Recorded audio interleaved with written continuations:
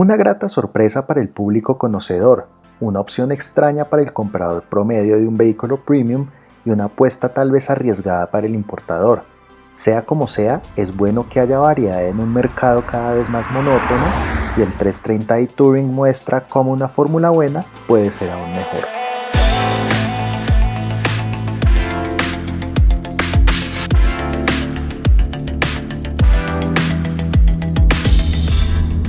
Yo sé que va a sonar un poquito sobrado para el caso de la gente que le gustan los carros, va a sonar un poquito cliché, pero un Touring, un wagon sobre un sedán deportivo, con la base de un sedán deportivo, auténtico además, es decir, motor longitudinal, propulsión trasera, con esta carrocería, eso es seña de buen gusto.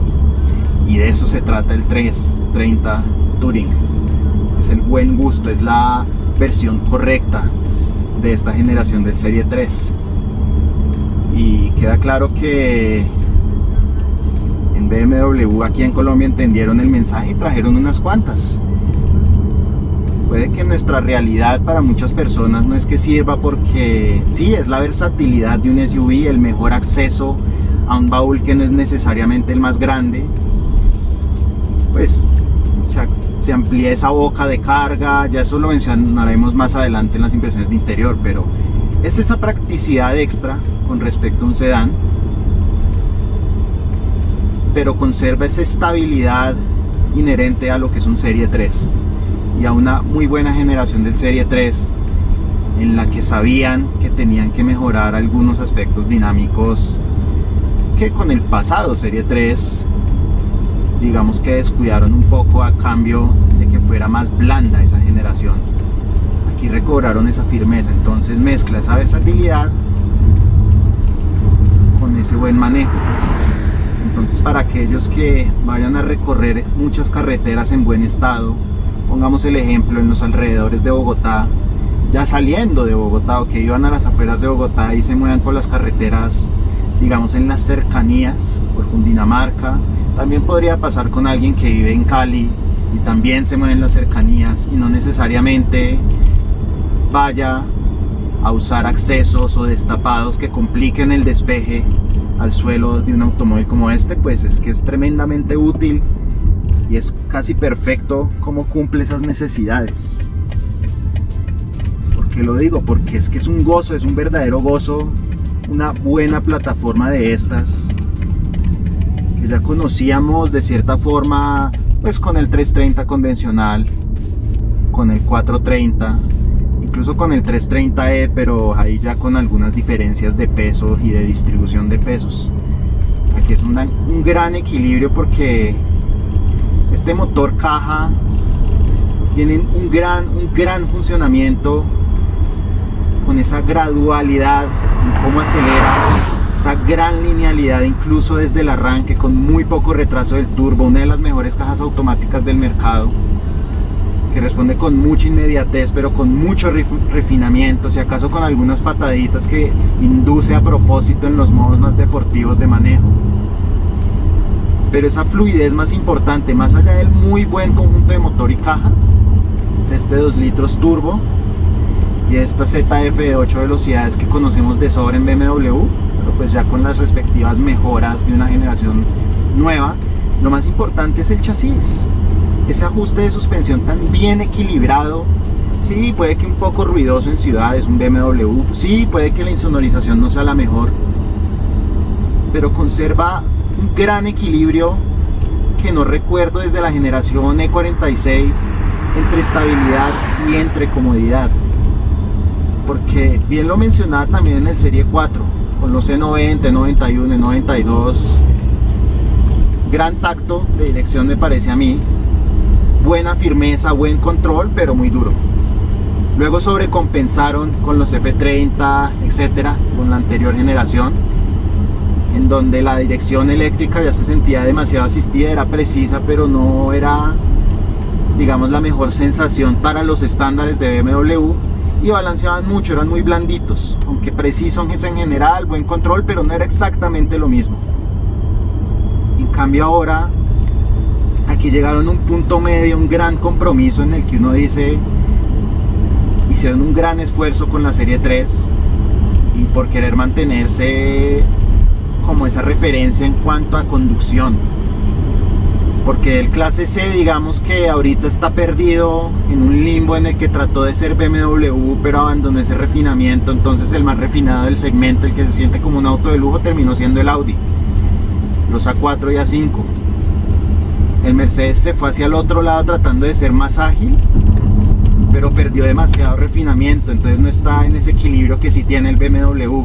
Es como si se hubieran invertido los papeles, pero el Serie 3 se hubiera conservado en ese, digamos, en ese rol que sigue haciéndolo una referencia en términos de manejo para un segmento muy importante, que es el de los medianos. Esto es un segmento D, o para algunos estándares europeos también un segmento B, pero eso es otra clasificación muy interna, dejémoslo en segmento D. Y sencillamente da gusto cómo se siente. Yo me quejaba un poco de estas Goodyear Eagle F1 en el 430, y aquí traté de ser un poco más comprensivo, traté de exigirlo menos en esas curvas, traté de ir, como dicen los ingleses, 8 tenths, es decir, no al límite absoluto, sino cerca del límite, y ahí reacciona con mucha más fluidez. Da gusto cómo va entrando en las curvas, cómo se siente que redondea, y cómo esa naturaleza de un motor longitudinal y de que toda la propulsión pues sea la propulsión en el eje correcto, por decirlo así, siendo muy puristas. Cómo ese balance ayuda a que uno trace mejor, cómo esta dirección, que en este caso saben que la siento incluso mejor calibrada que en el Serie 4. No sé si fue un tema de presión de llantas, que es algo que tendemos a cuidar, pero aquí siento que no están esos puntos vacíos que sí recuerdo en el Serie 4. Pero eso sí, en este Serie 3 Touring lo que me di cuenta que no recuerdo en el 330e de esta misma generación y que no recuerdo en el Serie 4, es unos leves, aunque suaves, saltos con ciertas ondulaciones en autopista o en las autopistas aquí colombianas. En ese sentido no es como el más homogéneo, pero es si acaso alguna de esas sutiles diferencias sobre un mismo chasis. En términos generales, la verdad estoy encantado. Es un gran auto, es un auto muy redondo, muy completo dinámicamente. Los frenos, digamos que podrían ser un poquito más resistentes a la fatiga. Muy buen tacto, distancias bastante buenas, y ni hablar de los números de aceleración y recuperación en el estándar que uno espera para un BMW que ya ofrece una cuota de potencia, digamos, bastante decente, bastante buena. Entonces, la verdad, y más teniendo en cuenta que estas pruebas las estoy empezando a hacer a altas horas de la noche por temas laborales, pues una de las mejores manejadas del año, la verdad. Esta gran carretera, vacía, buen clima, y en un carro tan bien desarrollado y tan bien hecho como este, de verdad da gusto. De BMW se ha vuelto muy característico en los últimos años la efectividad del control de tracción, que no solamente se limita a frenar las llantas abruptamente y cortando casi del todo la aceleración. Debido a que manejamos este 330 Touring en la noche por largos lapsos, notamos que las luces altas, aunque buenas, podrían ser más profundas. A continuación, nuestras pruebas estandarizadas de aceleración, recuperación y frenado con un equipo de medición especializado.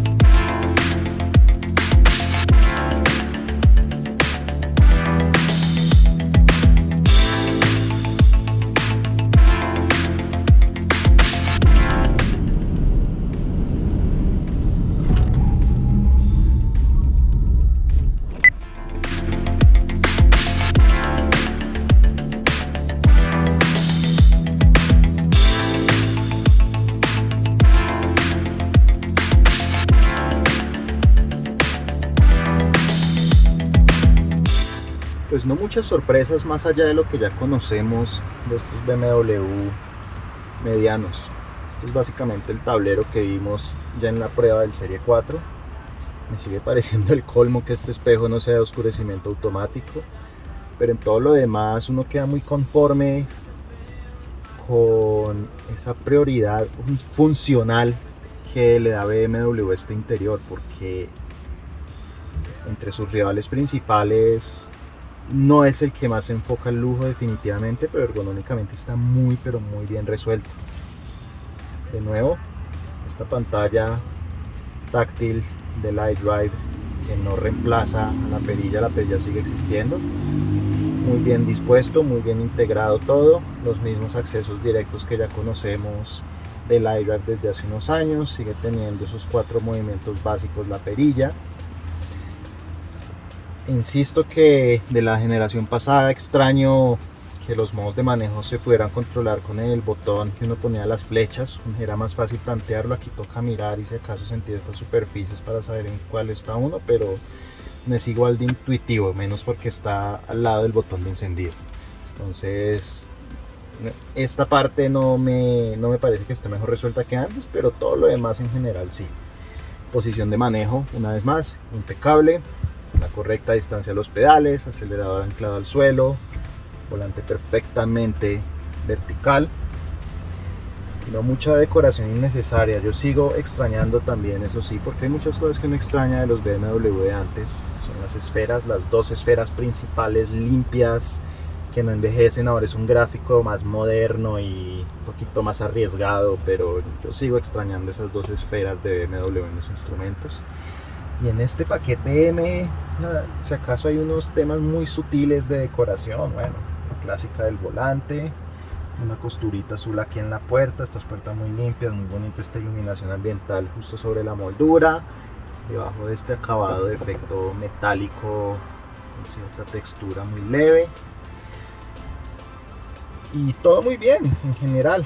Muy de BMW es que les encanta no ponerle apoyo lumbar a sus asientos, digamos de especificación más básica, pero sí tiene un ajuste de soporte y tiene el ajuste para los muslos. Entonces la posición de manejo es realmente bastante buena, muy buena para viajar y uno queda a gusto, pero eso es algo que ya conocemos de otros Serie 3 y del Serie 4. Entonces, ¿qué cambia? Atrás, por tratarse del Touring, uno gana unos centímetros extra. Ya de por sí el Serie 3 es amplio a lo largo, aquí uno lo puede disfrutar más porque va más holgada la cabeza si uno mide un poquito más que el promedio. No es mi caso, pero para quienes miden más de 1,80 eso estará bien. Y obviamente el baúl podrá no ser el más profundo, no ser un número espectacular en litros totales, pero ese acceso que se agranda, esa boca de carga, ese techo más largo, eso hace que aumente la versatilidad. Y además se ayudan con las guías metálicas en el piso del baúl como tal, en el borde también metálico, que ayuda a la carga de objetos pesados y aumenta mucho esa impresión de calidad precisamente de esa zona del baúl. Y las posibilidades de accesorización entre las mallas incluso tienen unos anclajes arriba hasta detrás de los asientos delanteros, y pues ahí está esa versatilidad extra en un Touring, y la clave en un vehículo así: buen manejo, buena estabilidad, sin las desventajas de un SUV, pero con las ventajas de un SUV en la parte de atrás, salvo la altura, eso sí, porque la altura facilita el acceso para muchos, o el descenso. En este caso sigue siendo un automóvil un poco más bajo que el promedio, pero en conjunto el interior de un Serie 3, de un Serie 4 aplicado en este formato Touring, con esas mejoras en utilidad, es una gran combinación. Cabe resaltar que lo elaborado de las 4 luces utilizadas para alumbrar el baúl o el climatizador de 3 zonas contrasta con la falta de bolsillos en los respaldos de la primera fila. El eterno referente del segmento de Premium en cuanto a manejo toma una faceta práctica e interesante con esta carrocería de formato eminentemente europeo que, de no ser por la sensible ausencia de una llanta de repuesto o las llantas de un perfil minúsculo, tendría mucho sentido en nuestras complejas carreteras colombianas. Siendo así, estamos ante un interesante conjunto de desempeño con cierta versatilidad para un pequeño nicho conocedor. Been a long time without you. Been a long